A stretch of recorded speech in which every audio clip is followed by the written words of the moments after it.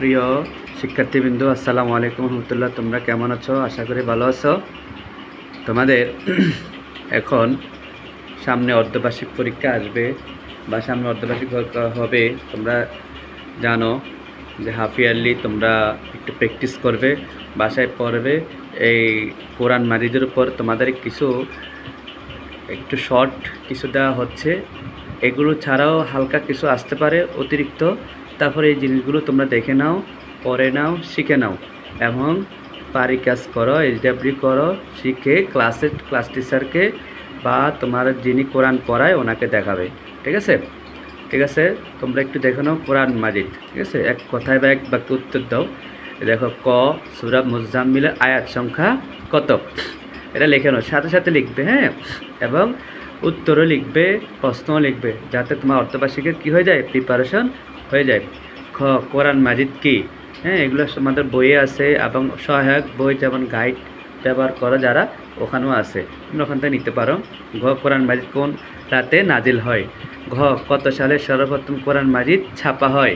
হ্যাঁ, সুন্দর করে লিখবে, যাতে তোমার লেখাটা দেখে টিচার কী করে দেয়, নাম্বার দেয়, ফুল মার্ক দেয়। কার নেতৃত্বে কোরআন মাজিদ সংকলনের কাজটি সম্পাদন হয়? ছ ফামাইয়া আমাল মিসকাল আযারাতিন খায়রান ইয়ারা। এটা বুঝছো? এই আয়াতটা কিসের? সূরা জিলজালের আয়াত। এই আয়াতের পূর্বের আয়াত কি, এটা লিখবে, হ্যাঁ। ছ সূরা কারিয়ার আয়াত সংখ্যা কত? ঝ সূরা হুমাযা কোথায় নাজিল হয়?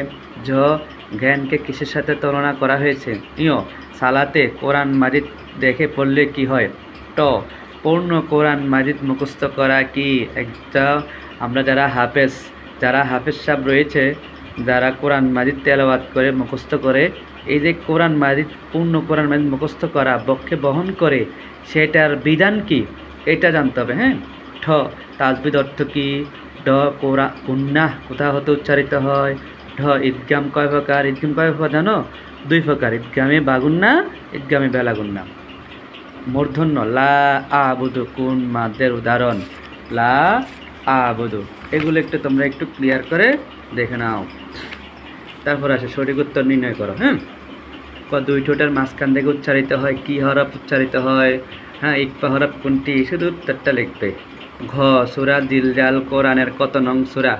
সূরা জিলজাল কোনটা বলো তো? ইযা জুলজিলাতিল আরদু জিলজালাহা ওয়া খরাজাতিল আরদু আসকালাহা ওয়া ক্বালাল ইনসানু মা লাহা। এই সূরাটার নাম কি? সূরা জিলজাল। এই জিলজাল সূরাটা কত নাম্বার সূরা? সূরা করিয়া কোথাও অবতীর্ণ হয়? সূরা করিয়া কোনটা? আল কারিয়াতু মাল কারিয়া ওয়া মা আদরাকা মাল কারিয়া। ও কোন সূরাটি 8 আয়াত বিশিষ্ট? সূরা হুমাযা, সূরা আসর, সূরা তাকাসুর। তোমরা একটু দেখে নিও, হ্যাঁ, তোমরা একটু নজর দিলে পারবে।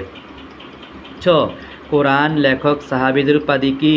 কোরআন যে লিখেছেন, হ্যাঁ, এই সাহাবীদের উপাধি কি দেয়া হয়েছে? কাতেবহি নাকি হাফেজ নাকি মুফাসসির?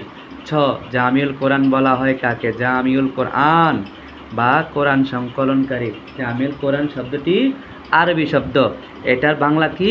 কোরআন সংকলনকারী বলা হয় কাকে? হযরত ওমর রাদিয়াল্লাহু তাআলা আনহুকে নাকি হযরত ওসমান রাদিয়াল্লাহু তাআলা আনহুকে? ঠিক আছে, পরিগীয় কোরআনে হরকত দেওয়া হয় কার নির্দেশে বা যার নির্দেশে? কী হবে? ওমর রাদিয়াল্লাহু তাআলা আনহু, হাজ্জাজ বিন ইউসুফ, আব্দুল্লাহ। সূরা মুরসালাতের আয়াত সংখ্যা কত? 42, 32, 50টি। নিয় সূরা দাহার মক্কায় নাকি মদিনায় অবতীর্ণ হয়? শুধু উত্তরটা লিখবে, হ্যাঁ। আর যদি একটু প্রশ্ন লিখে রাখো, তাহলে তোমার সামনে যে এক্সাম হবে পরীক্ষার আগে জাস্ট উল্টাইতে পারবে, হ্যাঁ। এগুলো থেকে আশা করি আসবে, তারপর তোমরা একটু অতিরিক্ত দেখতে পারবে। ট কোরআন প্রথম ছাপা হয় কত সালে? হ্যাঁ, তারপর আলিফ লাম মিম পড়লে কতটি নিয়ে কি পাওয়া যায়? আলিফ একটি হরফ, লাম একটি হরফ, মিম একটি হরফ। এই 3টি হরফ পড়লে কয়টি নিয়ে কি পাওয়া যায়? 30টি। ঠিক আছে। সূরা মুজাম্মিলের উপসংখ্যা কত? 1টি নাকি 2টি নাকি 3টি? হ্যাঁ, তারপর আসো 3 নং হরকত সহ মুখস্থ সূরা লেখো। হরকত মানে জের, জবর, পেশ, সাকিন, গুন্নার, তাজদিদ, এগুলো সব, হ্যাঁ, এগুলো হরকত সব মুখস্থর সূরা। কয়টি? এখন 3টি দেওয়া হয়েছে। আশা করি তোমাদের এগুলোর মধ্যে তোমাদের কি হয়ে যাবে? সহজ হয়ে যাবে। সূরা জিলজাল লেখা, ইযা যুলজিলাতিল আরদু জিলজালাহা ওয়া আখরাজাতিল আরদু আসকালাহা ওয়া ক্বালাল ইনসানু মা লাহা ইয়াওমাইযিন তুহাদ্দিসু আখবারাহা বিআন্না রাব্বাকা আওহা লাহা ইয়াওমাইযি ইয়াসদুরুন নাসু আশতাতাল লিয়ারা আমালাহুম ফামান ইয়ামাল মিসকালা যাররাতিন খায়রান ইয়ারা ওয়া মান ইয়ামাল মিসকালা যাররাতিন শাররান ইয়ারা। সূরা আদিয়াতের শেষ 6 আয়াত। আমরা যদি দেখি 6 আয়াত একটু হিসাব করতে হবে। হ্যাঁ, 5 নম্বর আয়াত হচ্ছে ফাওয়াসাতনা বিহি জামা, তাহলে 6 নম্বর আয়াত কি?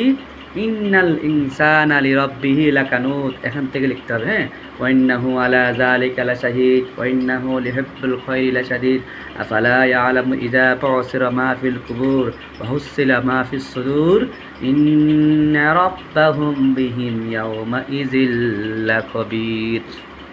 এই সূরাগুলো একটু দেখে নিও। হ্যাঁ, একটু বাসায় একবার দুইবার করে প্র্যাকটিস করবে, ঠিক আছে?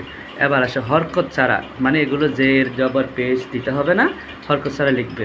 সূরা মুজাম্মিলের প্রথম 5 আয়াত তোমরা জানো, তোমাদের একদম বছরের শুরুতে পড়ানো হয়েছে, তাই না? সূরা মুজাম্মিল কি হবে? ইয়া আইয়ুহাল মুজাম্মিল কুমিল লাইলা ইল্লা কলিলা নিসফাহু আও ইনকুস মিনহু কলিলা আও জিদ আলাইহি ওয়ারাত্তিলিল কুরআনা তারতিলা ইন্না সানুলকি আলাইকা কওলান সাকিলা।